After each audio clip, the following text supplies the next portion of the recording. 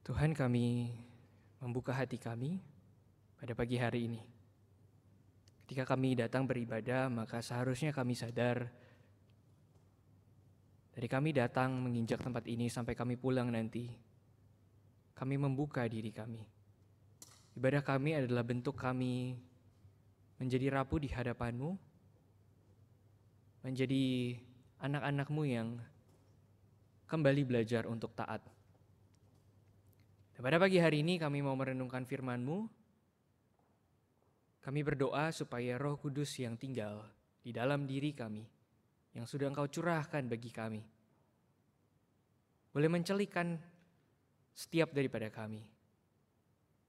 Telinga kami, hati kami, mata kami, pikiran kami. Tuhan, semuanya kiranya boleh Engkau jamah.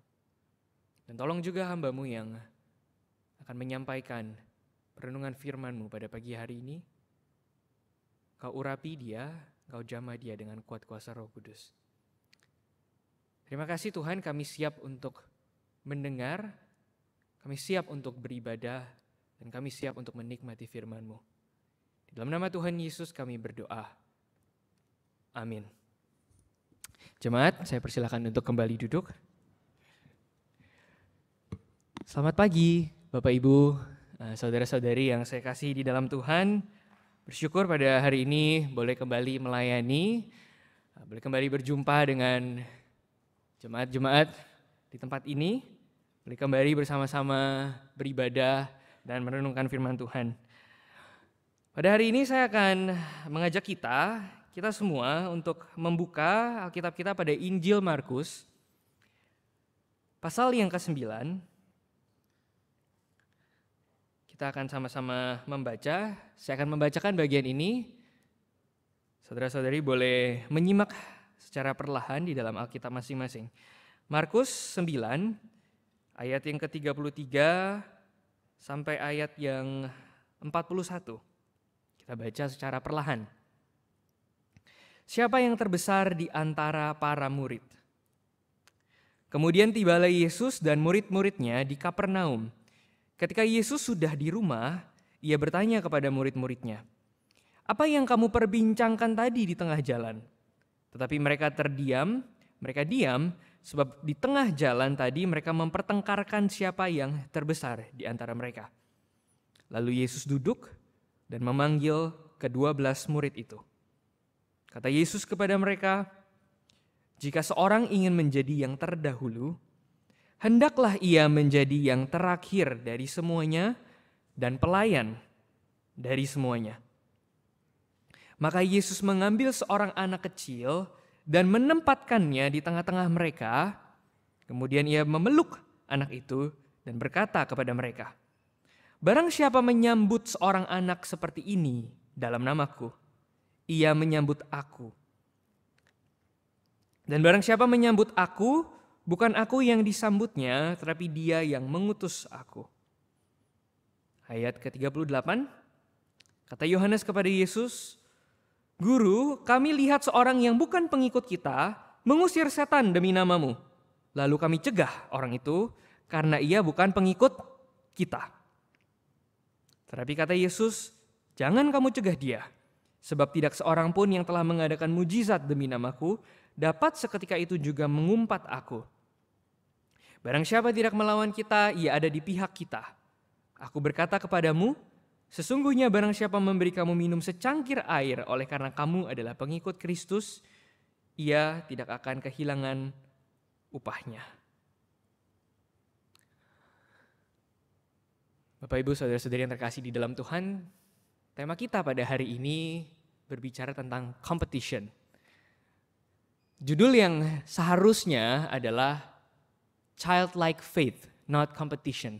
Iman yang seperti anak kecil, bukan kompetisi. Tapi setelah saya melihat dan membaca perikop yang barusan, sama seperti kita baca tadi, saudara, perikop ini gak ngomong tentang childlike faith sebenarnya. Betul? Perikop ini ngomong bagaimana sebagai murid Tuhan seharusnya kita punya kerendahan hati sehingga kita mau menyambut anak kecil. Jadi bukan childlike faith, tapi iman yang melahirkan kerendahan hati sehingga kita mau menyambut anak kecil. Apa maksudnya? Saudara, anak kecil di sini itu adalah representasi sebetulnya. Anak kecil itu adalah sekelompok manusia yang diabaikan pada waktu itu, bahkan mungkin sekarang juga. Siapa sih yang mau dengerin anak kecil ngomong, ya kan? Jadi Yesus ini ngangkat anak kecil buat apa? Sebagai representasi. Anak kecil ini adalah mereka yang sering diignore, mereka yang dipandang secara mungkin sebelah mata. Jadi kalau kita mau tarik sebetulnya, ketika Yesus bicara anak kecil, sebenarnya bukan cuma anak kecil doang. Anak kecil ini representasi. Di dalam budaya waktu itu, bukan cuma anak kecil doang yang gak didengar, bukan cuma anak kecil doang yang dipandang sebelah mata. Para perempuan di dalam budaya patriarkal pada waktu itu juga gak dipandang. Jadi sebetulnya saya percaya Yesus juga bisa ngomong, barang siapa gak menyambut perempuan sama seperti aku menyambut perempuan, kamu gak bisa jadi pengikut aku. Barang siapa gak menyambut, let's say pemungut cukai. Barang siapa gak menyambut, let's say orang-orang kafir, Gentiles. Jadi anak kecil di sini itu representasi. Nah saudara, kita perlu akui, memang kadang-kadang di dalam bergereja itu kita sulit untuk melihat orang-orang di sekeliling kita secara utuh. Kenapa? Karena seringkali di dalam gereja gak bisa dipungkiri ada yang namanya pride, kesombongan. Nah kesombongan ini mungkin saya duga biasanya lahir muncul karena kita punya trauma. Contoh, saya sering dengar khotbah di gereja-gereja Injili secara umum. Kenapa sampai sekarang kayaknya masih suka menghina gereja karismatik? Karena punya trauma. Banyak jemaat kita yang mungkin pindah gereja, ya kan? Nah ini jadi satu drive, pengen pembuktian. Apakah itu hal yang sepenuhnya buruk? Mungkin enggak, mungkin memang di satu sisi kita butuh aktualisasi. Apa sih keunikan komunitas kita? Betul? Nah tapi seringkali tanpa disadari, kehidupan bergereja kita itu diwarnai oleh pride. Saudara, orang-orang yang tadinya minoritas, kita lihat sepanjang kisah Alkitab, anak-anak Tuhan itu selalu minoritas. Bangsa Israel, siapa bangsa Israel? Bangsa yang paling kecil di antara bangsa-bangsa yang lain, tapi dipanggil sama Tuhan keluar dari Mesir. Mulai jadi bangsa pilihan. Nah yang kecil ini lama-kelamaan karena mengalami anugerah Tuhan akhirnya jadi eksklusif. Jadi merasa Tuhan itu cuman Tuhannya aku. Jadi si paling anak Tuhan. Belakangan kita suka bercanda. Si paling bijak, si paling kekinian. Nah orang-orang gereja itu seringkali jadi si paling anak Tuhan. Merasa Tuhan itu cuman punya gengnya dia doang. Saudara, bahkan orang-orang Farisi itu adalah minoritas pada waktu itu. Di tengah-tengah penjajahan Romawi, siapa mereka? Mereka gak bisa bersuara di luar komunitas Yahudi. Jadi sebetulnya kalau dibandingkan sama pemerintah-pemerintah Romawi, mereka juga minoritas. Tapi yang minoritas ini bisa menindas. Kalau misalnya orang-orang Yahudi yang lain itu gak termasuk ke dalam komunitas Bait Allah, ditindas sama orang-orang Farisi dan para imam. Nah sekarang kita lihat murid-murid. Murid-murid ini minoritas. Sebagian dari mereka nelayan, pemungut cukai. Bukan orang-orang yang terpandang. Tapi ketika Yesus bersama-sama dengan mereka, rupanya kecenderungan ini ada lagi. Mungkin karena trauma murid-murid gak dianggap sama petinggi-petinggi Yahudi pada waktu itu. Disingkirkan. Sehingga mereka merasa oke, ini geng aku, geng yang paling spesial. Aku dekat sama Tuhan Yesus. Tapi ketika ada orang yang mengusir setan demi nama Tuhan, mereka mulai merasa insecure. Jadi yang minoritas pun bisa menindas yang lebih minoritas. Karena selalu ada yang minoritas di dalam yang minoritas. Saudara, saya kasih satu contoh. One quick example. Kita ingat cerita tentang Paulus dan Barnabas dan Yohanes Markus. Di kisah para rasul itu diceritain, pada satu ketika Paulus sama Barnabas itu berselisih hebat. Karena Barnabas ini pengen ngajak Yohanes Markus untuk pergi pelayanan bareng. Tapi karena di pelayanan yang sebelumnya Yohanes Markus ini ninggalin mereka, Paulus gak mau. Saudara, Paulus adalah hamba Tuhan yang berwibawa. Hamba Tuhan yang bisa dikatakan mungkin dominan kalau dibandingin Barnabas. Dia punya pendapat. Dia merasa gak efektif kalau pelayanan ngajak orang ini. Inilah adalah orang yang jadi beban. Sehingga Menurut Paulus lebih baik disingkirin, lebih baik ditinggal aja. Nah saudara, beda dengan Barnabas.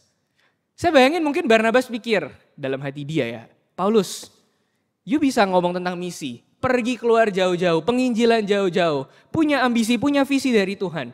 Gak usah yang jauh-jauh deh. Yang di sebelah kita aja nih masih bisa dibina. Mungkin Barnabas punya pemahaman seperti itu. Gak usah jauh-jauh, yang ada di sekitarku aja nih masih bisa aku injilin dalam tanda kutip. Masih bisa aku bina, ngapain jauh-jauh? Ya kan? Nah, tapi coba bayangin kalau jadi Paulus. Akhirnya Paulus ngambil orang lain. Paulus pergi bersama-sama dengan Silas. Dan mereka pecah kongsi, ya kan? Pertanyaannya, kalau misalnya kita jadi Paulus, kira-kira nih ya, kira-kira pengen gak sih kita membuktikan bahwa my way is the way? Kita pengen gak sih membuktikan, ya lu ajak Markus terserah, paling pelayananmu gagal, aku ajak orang yang lebih oke, lihat nanti pelayananku. Ini levelnya Paulus. Kira-kira muncul gak satu keinginan? Mungkin gak secara langsung berkompetisi, tapi pengen membuktikan my way is the way. Saudara, Tuhan Yesus bilang, barang siapa yang pengen dekat dengan aku, ingin menjadi yang terdahulu, hendaklah ia menjadi yang terakhir. Saudara, murid-murid itu ribut, siapa yang terbesar, siapa yang terbesar. Yesus kemudian mengajak satu anak kecil untuk duduk di pangkuannya. Lalu ada orang yang mengusir setan, ini masih satu cerita yang sama. Ada orang yang mengusir setan, murid-murid gak seneng, insecure. Mereka merasa Tuhan mereka, Yesus itu cuman punya kelompoknya mereka doang. Yesus itu gak bisa di-share ke orang lain. Tuhan jadi kayak possession, Tuhan jadi kayak property. Ya kan? Saudara, seringkali kita itu unhappy kalau orang punya cara melayani yang berbeda. Kita itu unhappy kalau orang punya cara mengalami Tuhan yang berbeda. Sehingga gereja itu berlomba-lomba mana metode yang works. Geng mana yang paling dipakai sama Tuhan. Saudara, saya jujur-jujuran aja ya. Pas masih di STT dulu, antar mahasiswa STT, kalau kita lagi praktek 2 bulan, terus kita pulang praktek, kita pasti selalu ngomongin, lulusan STT lain gimana? Kalau dibandingin sama kita gimana? Bahkan sebelum saya masuk ke STT waktu itu, ke STT yang tempat saya studi, di gereja asal saya disamperin sama beberapa hamba Tuhan. Kamu jangan masuk ke situ, kamu masuk STT kami aja. Orang reform itu sombong-sombong. Ngapain kamu masuk ke gereja, ke STT reform jadi sombong? Mending kamu ke STT tertentu aja, STT aku, STT kami. Karena kami udah terkenal. Lulusannya karakternya baik-baik, melayani jemaat, bimbingan pastoralnya oke. Saya cuma pikir ternyata ada yang lebih sombong dari orang reform. Ngatain orang reform sombong secara knowledge, tapi ini menyombongkan diri dari apa? Dari karakter. Bisa bergaul dengan jemaat, punya pelayanan pastoral yang baik. Saudara, padahal ini sama-sama kalangan Injili, sama-sama komunitas Injili. Tapi punya kebutuhan untuk pembuktian. Competition in the church. Geng mana sih yang paling khusus? Geng mana sih yang paling sering dapat wahyu dari Tuhan? Geng mana sih yang paling punya karunia? Saudara, ayat yang kita baca tadi jelas-jelas menyatakan explicitly Tuhan itu bukan possession atau property dari kelompok manapun. Saya ulangi sekali lagi ya. Tuhan itu bukan possession atau property dari kelompok manapun. Orang Farisi merasa mereka menjaga tradisi Yahudi, Tuhan itu cuma punya mereka. Mereka bangsa pilihan. Murid-murid juga sama, minoritas begitu lagi. Ya kan? Gereja dari jemaat mula-mula ditindas di bawah pemerintahan Romawi, pelan-pelan jadi besar. Sama kita dari minoritas pun bisa jadi menindas, mengabaikan, gak bisa melihat yang invisible, anak kecil, salah satu contohnya. Saudara tahu Mother Teresa, kenapa sih dia mau pelayanan di pinggir jalan, kedinginan, kelaparan, kotor, hidup berdampingan dengan orang-orang yang hopeless dan homeless. Kenapa? Saya percaya karena di dalam batinnya dia bergumul. Ketika dia melihat orang-orang ini, kemudian dia melihat realita gereja Katolik, mungkin dia bertanya-tanya, apakah Tuhan itu cuma milik kelompok tertentu. Apakah kamu harus punya pakaian bagus, bisa berbahasa, punya tempat di dalam masyarakat, bisa pergi ke gereja, baru bisa mengalami Tuhan? Apakah Tuhan itu milik kelompok-kelompok tertentu? Saudara, di abad ke-16 ada satu tokoh, namanya Teresa of Avila, Teresa dari Avila. Dia adalah seorang biarawati, suka menulis cara berdoa. Dia itu melatih suster-suster pada waktu itu cara berdoa secara langsung ke Tuhan. Karena peraturan gereja Katolik pada waktu itu, kalau mau berdoa itu harus lewat priest, lewat perantara. Dan institusi ini patriarkal. Wanita itu berdoa harus lewat pria. Dan dia merasa gak mungkin, aku mengalami Tuhan bisa secara direct, aku bisa berdoa kepada Tuhan secara direct. Apakah Tuhan itu cuma punyanya kaum pria? No. Tapi karya tulis dia kemudian disita, disimpan, gak boleh disebarluaskan. Ada yang dibakar sebagian. Saudara, kalau lihat ke dalam kehidupan Martin Luther King, sama. Siapa bilang Amerika adalah negara Kristen? Orang-orang kulit putih itu kalau ibadah maunya misah sama orang-orang kulit hitam. Gereja itu penuh dengan segregasi. Martin Luther bertanya-tanya, apakah Tuhan yang tertulis di dalam Alkitab adalah Tuhannya orang kulit putih doang? Apakah orang kulit hitam juga gak bisa mengalami Tuhan? Apakah orang kulit hitam kalau mau mengalami Tuhan itu harus lewat caranya orang kulit putih? Saudara, kalau lihat kisah Hagar di dalam Alkitab, pernah gak consider kisahnya Hagar? Biasanya kita pandang Hagar sebelah mata pasti. Kita punya bias di dalam membaca kisah Alkitab. Saudara, Hagar itu minoritas dalam 3 hal. Pertama, dia bukan orang Ibrani. Kedua, dia perempuan di tengah budaya patriarkal. Ini udah double minority. Ketiga, dia adalah seorang gundik. Triple minority. Kalau lihat Sarah, dia cuma double minority. Bahkan cuma satu minority. Dia orang Ibrani, tapi dia perempuan. Nah, ketika Hagar ini diusir, padahal kalau kita boleh jujur salahnya Hagar, emang dia diusir.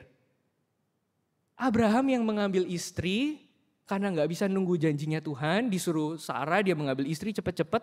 Akhirnya Hagar ini jadi korban kan. Jadi korban budaya patriarkal pada waktu itu. Nah, kita membaca kisah ini kita gak pusing. Kenapa? Karena kita selalu diajarin dari kecil, dari sekolah minggu, Bapak Abraham mempunyai banyak sekali anak-anak. Loh, kita paham gak perlakuan Abraham itu sebetulnya gak fair? Apakah Tuhan itu cuma Tuhannya Abraham? Saudara, kalau baca di dalam kitab Kejadian, rupanya Tuhan itu menghampiri Hagar di padang gurun setelah dia diusir. Pas dia lagi berduka nangis-nangis, Tuhan menghampiri dia. Dan Tuhan bilang, aku akan menjamin kamu dan keturunanmu.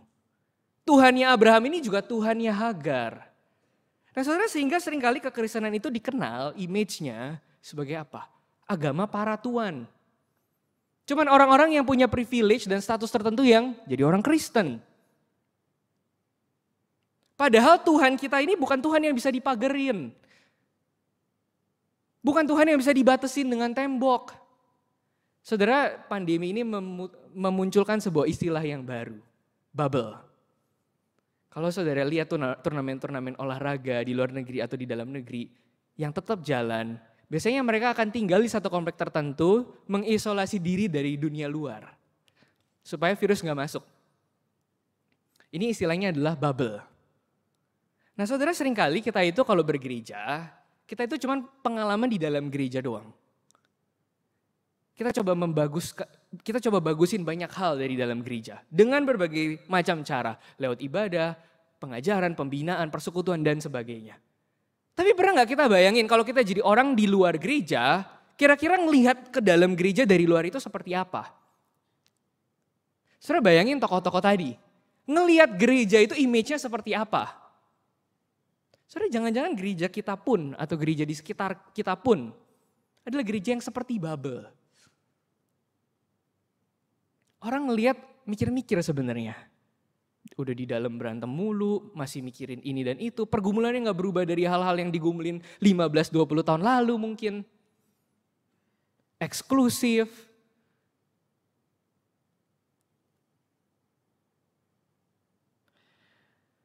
Saudara, saya percaya semua itu adalah hal yang baik. Ketika kita pengen mengaktualisasi, kita pengen cari bentuk gereja kita, form gereja kita. Tapi apakah karena pressure yang kita alami, baik dari luar maupun dari dalam, akhirnya spirit berkompetisi itu selalu ada. Dan itu terbawa ke dalam cara kita berelasi. Saya angkat cerita Paulus tadi. Saya yakin di dalam diri Paulus tuh mungkin muncul satu desire gitu untuk membuktikan diri. Karena konflik. Saudara, saya pun kayak gitu. Ketika dapat masukan, jangan ke STT ini, begini. Di dalam diri saya ketika saya masuk STT itu timbul, pengen proof. Enggak kok, enggak kayak yang kamu bilang. Ya kan? Nah saudara, kita kembali lihat ayat yang barusan kita baca, tapi kita bergerak sedikit ke bawah. Di dalam ayat yang ke-42, Tuhan Yesus ngomong seperti ini. Barang siapa menyesatkan salah satu dari anak-anak kecil yang percaya ini, lebih baik baginya jika sebuah batu kilangan diikatkan pada lehernya, lalu ia dibuang ke dalam laut. Dan jika tanganmu menyesatkan engkau, penggalah, karena lebih baik engkau masuk ke dalam hidup dengan tangan kudung, daripada dengan utuh kedua tanganmu dibuang ke dalam neraka, ke dalam api yang tak terpadamkan. Ayat ke-45, dan jika kakimu menyesatkan engkau, penggalah, karena lebih baik engkau masuk ke dalam hidup dengan timpang, daripada dengan utuh kedua kakimu dicampakkan ke dalam neraka. Ayat 47, dan jika matamu menyesatkan engkau, cungkilah, karena lebih baik engkau masuk ke dalam kerajaan Allah dengan bermata satu, daripada dengan bermata dua dicampakkan ke dalam neraka. Oke, kita pause sebentar. Tadi Yesus ngomong ke murid-murid, kamu harus menyambut anak kecil sama seperti aku memangku mereka, sama seperti aku welcoming mereka. Lalu kelanjutannya kisah. Murid-murid itu bilang, ada yang ngusir setan demi namamu tapi kita hentiin. Terus Yesus bilang, jangan, mereka juga adalah bagian dari kita. Terus Yesus lanjut. Ayat yang barusan kita baca ini adalah kelanjutannya. Di dalam naskah asli bagian ini tuh nyambung. Nah LAI atau Alkitab tertentu yang menerjemahkan memang pecah jadi beberapa perikop. Tapi saya percaya ini adalah satu kesatuan. Dan kisahnya nyambung. Yesus ngomong tentang anak kecil lagi di sini. Barang siapa menyesatkan anak kecil. Sebelumnya Yesus bilang barang siapa tidak welcome anak-anak kecil. Sekali lagi anak kecil bukan cuma anak kecil tapi ini adalah representasi. Apa hubungannya? Kenapa Yesus tiba-tiba ngomong jangan sesatin anak kecil?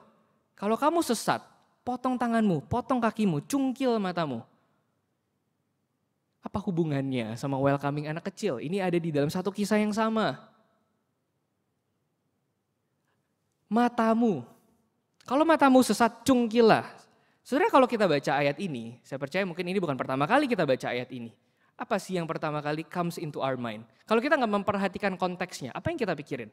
Mata itu bicara tentang penglihatan. Kalau kita baca ayat ini mungkin kita pikir, iya jangan lihat yang aneh-aneh, jangan nonton yang aneh-aneh. Mata itu jangan dipakai buat turutin nafsu.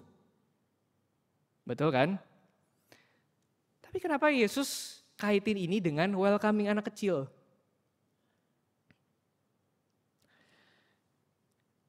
Saudara, kita perlu menyadari mata kita itu adalah sesuatu yang powerful.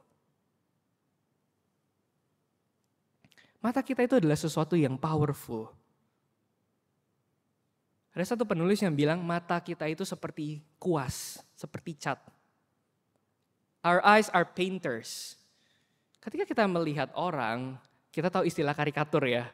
Kita itu sebetulnya menggambar orang itu sesuai dengan mata dan penglihatan kita. Sesuai dengan penafsiran kita. Dan mata kita ini gak pernah sempurna. Kalau kita ngelihat orang, makanya ada istilah labeling and judging. Kenapa? Karena mata itu menggambar. Mata ini adalah sesuatu yang powerful. Orang A, kita lihatnya B bisa jadi B. Ya kan?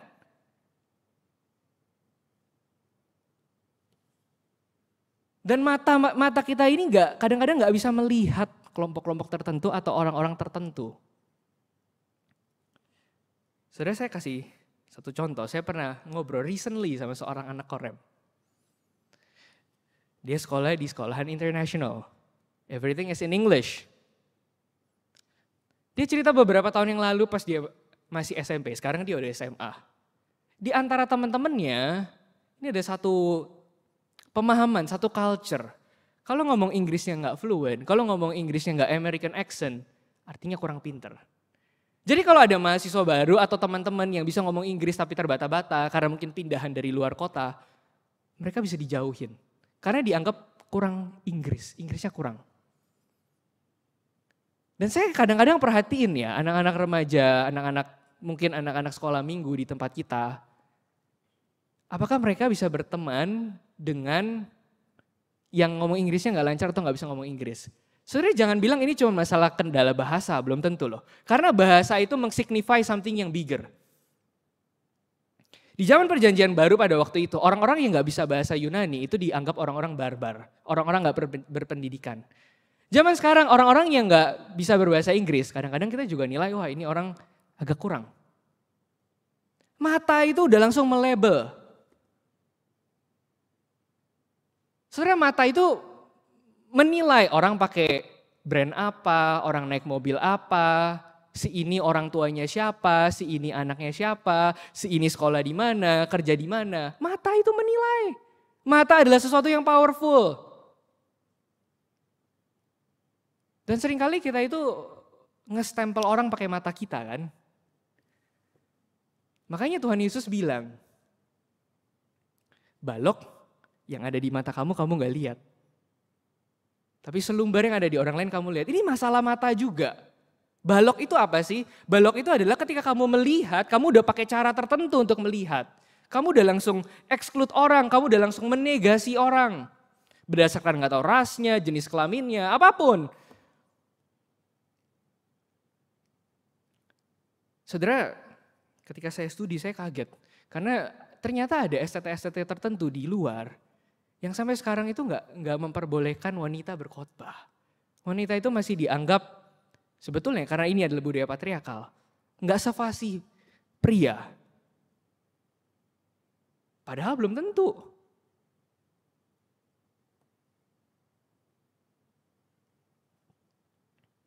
Saudara, dengan mata kita seringkali jatuh. Bukan cuma bicara tentang dosa seksual di dalam hal ini, enggak. Tapi mata itu menilai, menegasi, memfilter. Kalau lihat gereja yang masih pakai hymn, kita langsung bilang ketinggalan zaman, tanpa mengerti tradisinya. Kalau lihat gereja yang pakai musik kontemporer, langsung dilabel karismatik, tanpa mengerti isinya. Kalau lihat anak muda, langsung dibilang rebel. Kalau lihat orang tua, langsung dibilang kolot, ketinggalan zaman. Sama aja, mata menegasi, mata melabel. Dan ketika Tuhan Yesus bilang di sini, di ayat yang tadi kita baca, lihat ini anak-anak yang aku pangku. Kamu harus welcoming mereka. Murid-murid mungkin kaget, ngapain Tuhan lu habisin waktu buat anak kecil? Tapi di dalam budaya kita perlu reconsider. Karena sekali lagi anak kecil itu adalah representasi. Mungkin zaman sekarang kebalikan. Banyak anak muda yang udah gak peduli lagi sama orang tua. Banyak anak muda yang gak punya manner. Kalau ngelihat orang tua kasih pendapat, ada orang tua ngomong kasih pendapat langsung tutup kuping. Jadi sama, orang tua pun bisa masuk ke dalam kategori anak kecil ini tergantung budayanya. Mungkin kalau di zaman sekarang ke anak-anak muda Tuhan Yesus akan bilang, lihat orang tua ini yang bersama-sama dengan aku. Kalau kamu gak bisa menyambut dia sama seperti aku menyambut orang tua ini, kamu belum bisa jadi pengikut aku. Jadi ini bukan masalah umur, anak kecil, orang tua dan sebagainya. Ini adalah masalah mata kita itu seringkali mengabaikan.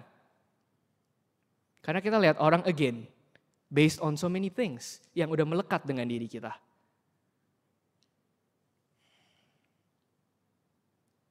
Sehingga saudara kita harus paham. Mata, ketika kita bergereja, bagaimana mata kita memandang? Saya kembali lagi ke kisah Paulus. Dia marah-marah, dia gak setuju Yohanes Markus ikut. Sampai belasan bahkan mungkin puluhan tahun. Akhirnya di surat 2 Timotius itu dia bilang, oke, bawalah Markus kepadaku karena pelayanannya penting. Saudara, apa yang terjadi di sini? Ada sebuah pengalaman re-seeing. melihat kembali. Orang yang dulunya beban, si pemuda Sekia ini yang susah-susahin aku pelayanan, sekarang rupanya Tuhan pakai dia. Dan mungkin Paulus pun realize, iya juga ya, aku pun pendosa kok. Aku dulu bikin banyak orang Kristen menderita, siapa aku? Apakah karena aku orang Farisi, bekas orang Farisi, apakah karena aku punya Roman citizenship, aku jadi bisa seenaknya? Apakah karena pengikutku banyak, lalu aku bisa main sembarangan menegasi orang? Saudara, mungkin Paulus akhirnya sadar. Dan saudara tahu siapa itu Yohanes Markus? Yohanes Markus adalah penulis dari Injil Markus yang kita lagi baca ini. Orang yang dulu disingkirin sama seorang rasul besar. Tapi kemudian dia menulis bagian Alkitab ini. Saudara, mungkin anak kecil itu adalah ya salah satunya Yohanes Markus ini. Yang gak pernah dianggap sama Paulus. Tapi dia mengalami anugerah Tuhan. Dan kita melihat Tuhan Yesus itu patternnya selalu seperti itu. Ketika satu kelompok itu merasa Yesus itu cuma milik mereka, Tuhan Yesus mulai keluar dari genggaman mereka. Tiba-tiba dekat dengan kelompok tertentu. Saudara lihat Yesus hangout sama siapa? Sementara seringkali kita di gereja masih terlalu sibuk dengan metode. Kalau mau menjangkau anak muda harus dengan cara tertentu. Kita terpaku sekali dengan metode. Padahal ini ngomong tentang relationship. Saudara mau pakai metode apapun kalau nggak ada relationship. Coba aja lihat, apakah kita bisa bertahan? Bukankah yang buat kita stay di sebuah gereja itu adalah karena komunitas. Karena aku dilihat.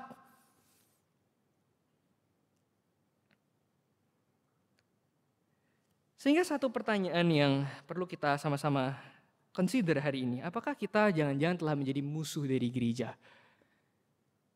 Seorang yang bernama Thomas Merton itu bilang, jangan cepat-cepat musuhin orang, jangan cepat-cepat label orang. Ketika kamu banyak musuhin orang, jangan-jangan justru pada saat itulah kamu lagi jadi musuhnya gereja. Sehingga, oke, ayo sama-sama kita pikirin, apakah jangan selama ini aku udah jadi musuh bagi gereja? Saudara, apakah jangan-jangan orang itu malas ke gereja karena cara kita bergereja? Apakah kita secara nggak sadar bikin gereja jadi tempat yang toksik? Karena cara kita bergereja, karena cara kita memaksakan kebutuhan kita, sehingga sebetulnya secara nggak sadar kita mengorbankan orang-orang yang invisible seperti anak kecil. Seperti mungkin orang tua, seperti mungkin anak muda. Could be anyone.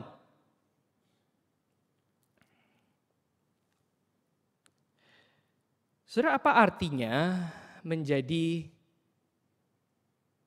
yang terakhir? Apa artinya melayani semua, menjadi pelayan bagi semua? Kita baca sekali lagi, Tuhan Yesus bilang, jika seseorang ingin menjadi yang terdahulu, hendaklah ia menjadi yang terakhir dari semuanya dan pelayan dari semuanya. Apa arti dari ayat ini? Apakah artinya kita harus pelayanan setiap minggu? Kalau menjadi pelayan bagi semuanya, apakah artinya kita jadi orang yang gak kenal sabat? Kalau jadi pelayan bagi semuanya, apakah kita jadi aktivis terus-menerus? Kalau jadi pelayan bagi semuanya, apakah ini bicara tentang kesibukan dan jumlah waktu aku terlibat di gereja? Apakah itu? Apakah menjadi yang paling rendah itu artinya semua pelayanan kita ambil? Semua harus mau dilakuin. Apakah itu? Yes or no? Saudara, kalau lagi zaman kampanye politik, biasa politikus-politikus yang gak peduli masyarakat pun bisa belusukan buat naikin elektabilitas. Bener gak? Sebetulnya gak care, tapi kadang-kadang main ke desa tertentu, main ke kampung tertentu, ngajak ngobrol warga. Seolah-olah jadi yang paling rendah. Seolah-olah jadi si paling mengerti. Padahal ini merendah untuk meninggi. Nanti giliran udah kepilih lupa semuanya. Yesus tahu pasti, gak mungkin Yesus gak tahu hati manusia. Jadi ketika Yesus ngomong kalimat ini, hendaklah kamu menjadi yang paling rendah. Hendaklah kamu menjadi pelayan bagi semua. Apakah attitude yang Yesus inginkan itu adalah attitude yang saya bilang barusan? Kita jadi ada di semua tempat, ada di semua komisi. selalu mau pelayanan, gak boleh nolak pelayanan. Apakah itu yang Yesus maksud? Saya percaya no. Apakah ketika kita merendahkan diri dan melayani, otomatis kita jadi orang yang rendah hati? Saudara, banyak jebakan di dalam pelayanan yang mungkin kita pernah alami juga. Ketika kita merendah, seolah-olah merendah, sebenarnya kita lagi meninggi. Saya pikir ada satu tolak ukur yang bisa kita coba tes di dalam diri kita. Ketika kita pelayanan merasa jadi yang paling akhir, merasa paling peduli, paling selalu ada, tapi kita jadi burnout. Dan kita turut menciptakan culture burnout. Dan jemaat mungkin sebenarnya nggak terbangun, cuma secara fenomena aja ngumpul. We need to be careful, apa yang kita lagi bangun? Acaranya atau orangnya? Sebenarnya mudah sekali bagi kita untuk melayani pelayanan. Mudah sekali bagi kita untuk ikut sana sini. Tapi apakah itu artinya menjadi yang terakhir? Saya percaya menjadi yang terakhir di sini berbicara tentang cara kita memandang sesama. Kalau kamu mau menjadi yang terakhir, kalau kamu mau betul-betul rela menjadi yang terakhir, kamu harus bisa punya mata yang menganggap orang yang selama ini tidak dianggap. Sebenarnya gampang banget kita di dalam gereja gak setuju dikit, gak cocok dikit, merasa beda visi dikit, langsung mikir, why don't we just open a new community? Why don't we just make a new church? Nah ini mata yang gak memandang, mata yang gak menganggap orang lain. Orang lain itu dilihat cuma dari utility-nya doang. Secara gak sadar orang itu kita jadikan objek pelayanan kita. Saudara, ini sama kayak politikus-politikus yang lagi kampanye. Orang-orang disuruh datang, disuruh ngumpul, dikasih sembako supaya naikin elektabilitas. Ini objectification namanya. Ini mata yang melihat manusia bukan sebagai manusia. Sehingga mungkin bagi kita yang seringkali mata ini langsung menilai. Mata ini langsung, oh ini golongan ini golongan ini, oh ini si tua, oh ini si muda. Mata yang gak bisa melihat. Saudara, kita harus belajar melihat seperti Yesus melihat. Kita belajar unseeing and reseeing. Banyak orang-orang yang dalam tanda kutip invisible di sekitar kita. Karena kita mikirinnya pelayanan terus, mikirinnya program terus. Tanpa kita ngobrol, bertanya kepada mereka. What are your needs?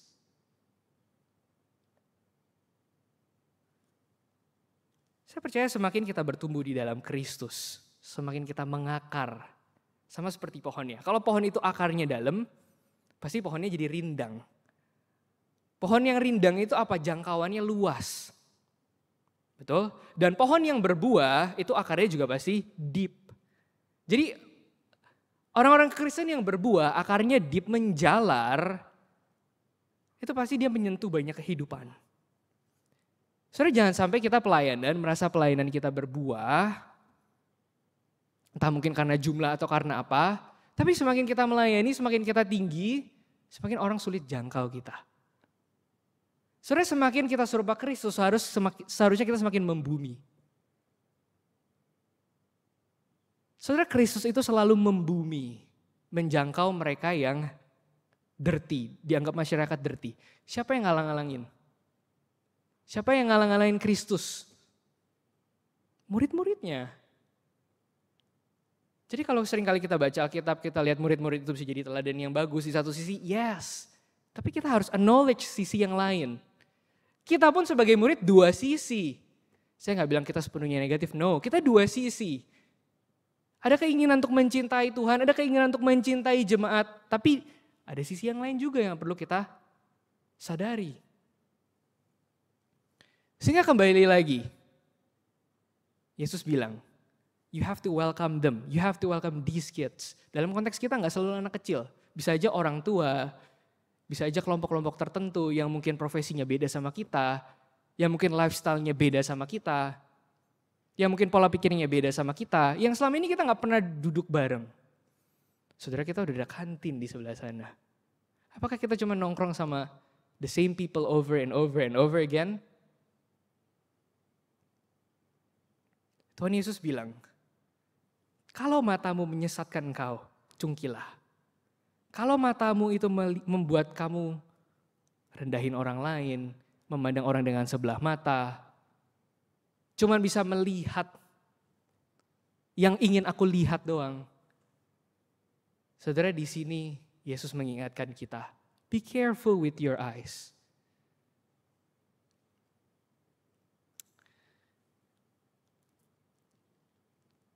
Saya percaya gereja berubah dari dalam. Panggilannya buat siapa? Buat setiap kita. Gak ada yang seharusnya jadi orang-orang invisible di gereja. Nah saudara, mari sama-sama kita reflect. Dimanapun kita ditempatkan Tuhan, sudahkah kita melihat dengan mata yang benar? Mari kita berdoa.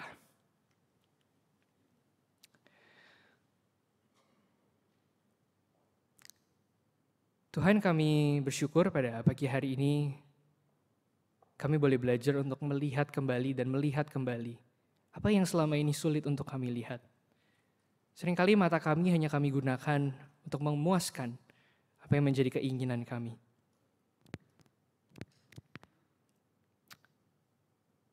Tuhan, kami butuh pertolongan-Mu. Lebih dari sekedar kami pergi bergereja setiap minggu. Lebih dari sekedar kami mengaku-ngaku diri adalah murid Kristus. Kami butuh mata yang bisa melihat dengan lebih lebar dan lebih dalam. Kami punya banyak pergumulan. Kami butuh hati yang lebih terbuka. Kami perlu belajar bahwa Engkau bukanlah hanya milik kami, atau kelompok kami, atau geng kami. Tapi Engkau adalah Allah untuk semua. Dan ketika kami bergereja, ajar kami untuk melihat dan mengakui barrier-barrier yang selama ini ada. Dan ajar kami untuk dealing dengan barrier-barrier tersebut. Baik secara pribadi maupun dengan saudara-saudara seiman yang telah Engkau tempatkan di sisi kami. Tuhan, kami percaya ketika Engkau berbicara, itu adalah untuk kebaikan kami. Engkau adalah Allah yang menegur kami dengan halus. Tapi Engkau juga adalah Allah yang melihat kami. Dan dengan mata yang sama ajar kami juga untuk melihat sesama kami dengan kasih Kristus. Terima kasih Bapa, dalam nama Tuhan Yesus kami berdoa. Amin.